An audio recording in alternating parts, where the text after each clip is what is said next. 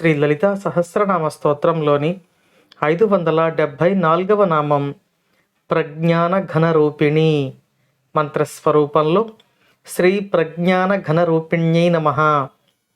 ఈ నామాన్ని ఒకసారి పరిశీలిస్తే ప్రజ్ఞానము ఘనముగా ఒక స్వరూపముగా ఉన్న తల్లి ప్రజ్ఞాన ఘనరూపిణి అని వసిన్యాది వాగ్దేవతలు ఈ నామంలో అమ్మవారిని వర్ణిస్తున్నారు. ప్రజ్ఞానము అంటే శుద్ధమైన బ్రహ్మజ్ఞానము.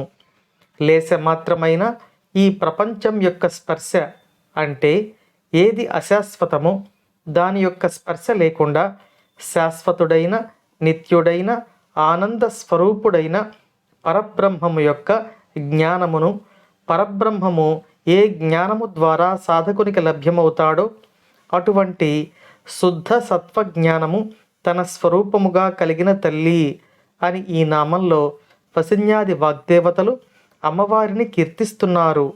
శుద్ధమైన సత్వజ్ఞాన స్వరూపిణిగా అమ్మవారిని వర్ణించిన వసిన్యాది వాగ్దేవతలు ఆ శుద్ధ సత్వజ్ఞాన స్వరూపిణి మనలో కొలువుండి మనం జాగృతావస్థలో ఉన్నప్పుడు కానీ, స్వప్నావస్థలో ఉన్నప్పుడు కానీ, లేదా సుషిప్తి అవస్థలో ఉన్నప్పుడు కానీ మన యొక్క కార్యకలాపములకు, ఆలోచనలకు సాక్షిభూతంగా ఉండి మనలను రక్షించే దివ్య స్వరూపం అని మనకు ఈ నామం తెలియచేస్తుంది.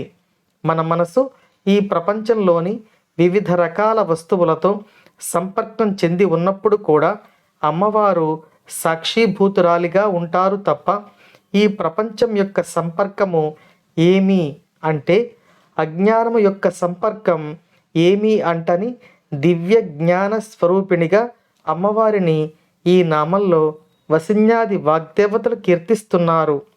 ఈ జ్ఞాన స్వరూపిణి యొక్క పాద పద్మములు మనలను అజ్ఞానము నుండి బయటపడవేయునుగాక.